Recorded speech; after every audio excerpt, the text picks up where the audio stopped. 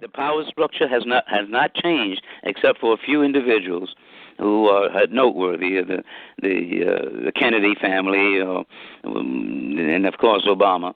But what we're seeing is a repetition of the roots of our country. George Washington talking about freedom, fighting for freedom, and having black slaves on his plantation. George Washington, quote, father of your country, but he's a slave master. Thomas Jefferson, others like that. Here he's talking about the liberty of the United States and the democracy, and he's got a young 14-year-old half-black woman in his bed having children with her and going to another country, Paris and then London, as Minister of Finance. And while he's in his hypocritical stance, he's still talking about freedom. That's a lie. He's a liar, and we have liars who have been heads of our society. Now, Doc, Assertive Black, Puzzled White was published just a little more than 40 years ago, 1976 to be exact. What inspired you to write a book on assertiveness training for blacks?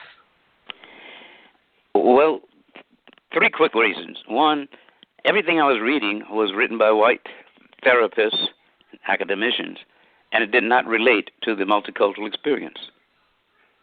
Two, we had people who were in the black community who needed psychological as well as physical assistance and help, and looked down on it because it wasn't even relevant. And three, because the need that I had coming out of Harlem in New York to see something that was connecting the people of color, and especially black people, who hated themselves and hated each other, but had no ability to understand where that hatred and where that disparaging attitude, where it came from. For example, let me use a term that you know about it: bad hair, good hair. Now that has a deep connection with our roots as coming here from Africa. And being psychologically oppressed and being conditioned to see oneself as in a negative concept, in a negative manner, so that we were not able to love ourselves or love each other. Because one had good hair and another had bad hair.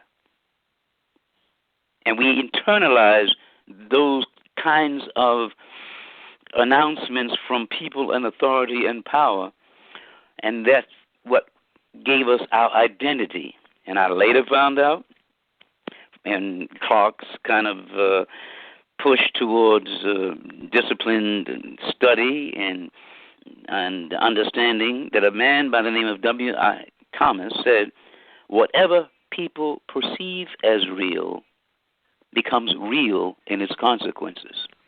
So the psychological dynamics that I was looking at, and don't forget, Kelvin, I was not seeing this just as a theoretician or social scientist, because I didn't even know what those words meant in the beginning. Mm-hmm.